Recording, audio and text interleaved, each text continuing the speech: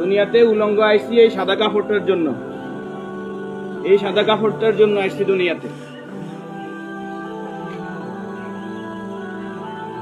পুরুষ মানুষ ঢাকার দরকার নাই, সাদা কাফন দেখলে অন্তরের মধ্যে কি আসে, হয়, আর সেটা মনে রাখবেন, পুরুষের ঢাকার দরকার নাই, মহিলাদেরকে এভাবে উপর দিয়ে ঢেকে দিতে হয়। মরণের হরে জীবিত থাকতে দরকার নাই, কি কন? আমার মেয়ে, আমার স্ত্রী, আমার বোন, আমার মা বেপরদায় চলে, আমরা হইলাম দায়ুস। ওই পুরুষ দায়ুস যে তার স্ত্রী সন্তানকে পর্দা করায় না। আপনি থাকতে আপনার স্ত্রী কিভাবে ফেরিওয়ালার সামনে যায় আলু খাইস কিনে, আপনি দেশে থাকতে, আপনি এলাকা থাকতে আপনার স্ত্রী কিভাবে মার্কেটিং করে যায়, এভাবে বাজার সদাই করে। আপনি পুরুষ কেন পর্দার ব্যাপারে সচেতন নয়? আপনার উপযুক্ত মেয়ে ওড়না ছাড়া ঘর থেকে বের হয় কিভাবে? আপনার মেয়ে, আমার মেয়ে কিভাবে পায়জামা টাকনুর উপরে পরে? আমার ছেলে কিভাবে পায়জামা টাকনুর নিচে পরে? আমার টাকা দিয়ে আমার ছেলে সিগারেট খায়, আমার টাকা দিয়ে আমার টাকার এমবি খরচ করে আমার ছেলে মেয়ে ঘরের মধ্যে গান বাজনা করে। আপনি পুরুষ উদাসীন, আপনার খবর নাই। খোদার কসম, দায়ুস ওই পুরুষ যে পুরুষ তার পরিবারকে দিন শিক্ষা দেয় না, কোরআন শিক্ষা দেয় না, পর্দার কথা বলে না, আর দায়ুস জাহান্নামে যাবে। এই দুনিয়াতে আসছে সাদা কাপড়টার জন্য, শুধু এই সাদা কাপড়টা অ্যারেস্ট করার জন্য। কিন্তু এই সাদা কাপড়টাও নিজের টাকায় কিনা হয়, নিজের টাকায় কিনা হয়। কেউ না কেউ, আমরা অনেক সময় শুনছি যে 3.5 হাতের মালিক ছাড়া আমি ন, আমি নিজে 8-10টা কবর এইভাবে দিছি যে উনি যে জায়গা দেখাই গেছে এই জায়গায় কবর দিন, আর জায়গা দিন আমাদের বাড়িতে। কথা কি বুঝতে পারছেন? উনি যে জায়গা দেখাই গেছে ওই জায়গায় দিতে পারি নাই বিভিন্ন কারণে। ওই জায়গার মধ্যে হয়তো পুরান কবর পড়ছে, অথবা ওই জায়গার মধ্যে খাদ গর্ত বেশি, পানি হয়ে গেছে।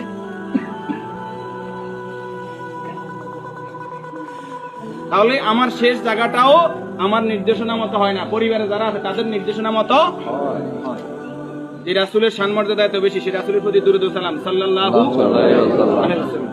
সম্মানিত উপস্থিতি, আল্লাহর গোলাম চেহারাতে বলতেছে অবশ্যই নেককার পরেজগার ছিল। আল্লাহ তাআলা ওনার জীবনের গুনাহগুলো মাফ করুন, আমিন। যে নেক আমলগুলো করেছে, দান সাদাকা করেছে, এর বদৌলতে কবর, হাসর, মিজান, ফকিরাত আল্লাহ কি করে দেখ, মাফ করে দেন। আমরা যারা জানাজায় উপস্থিত হয়েছি আল্লাহ আমাদেরকে মাফ করে দিন। আল্লাহ তাআলা এই পরিবারকে ধৈর্য ধারণ করার তৌফিক দান করুন, আমিন। 40 জন জানাজাতে কাদেরকে উপস্থিত করাইবেন? আমাদের কত বলবো, বলতে আর বলতে মনে চায় না। সব জানেন কিন্তু আমল নাই।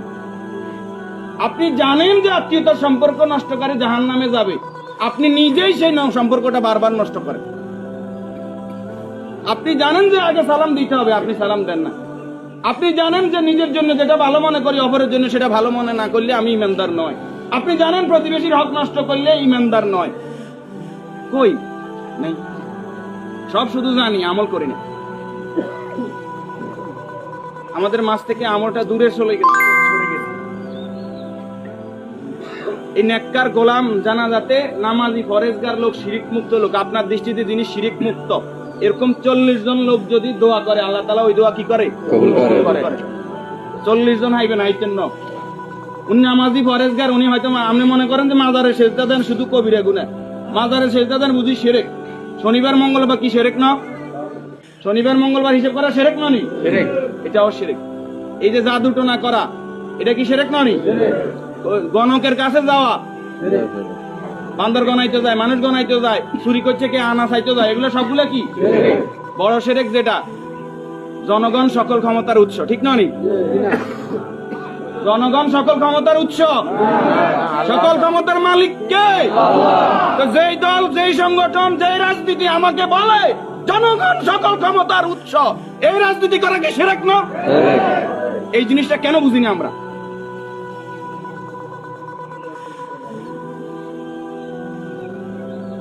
আপনি মুখে বললেন জনগণ সকল ক্ষমতার উৎস, অন্তরে আপনি বলবেন যে হ্যাঁ আল্লাহ সকল ক্ষমতার উৎস, এটা তো আল্লাহ মানে না। মুখে যেটা বলতে হবে অন্তরে এক থাকতে হবে। তাহলে সকল ক্ষমতার মালিক কে? আল্লাহ। আর যারা রাষ্ট্র ক্ষমতায় গিয়ে, একজন মুমিন ইসলামী রাষ্ট্র ব্যবস্থার বাইরে যাওয়ার কোনো সুযোগ নাই।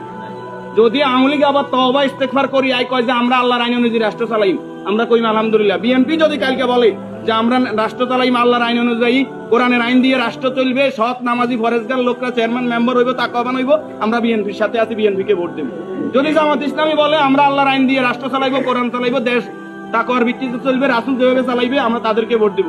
যদি চরমরাই বলে তাদেরকে ভোট দিব। আমাদের ব্যক্তিগত কারো কোনো আরশ নাই। আমরা এই জমিন আল্লাহর, এই জমিনে আইন চলবে কার? আল্লাহ। এবার যেই আসুক এই তকমা নিয়ে আমরা তাদের সাথে আছি। রাজি আছেন? ইনশাআল্লাহ। আল্লাহ তাআলা আমাদেরকে কবুল করুন। আমিন। এই মুহূর্তে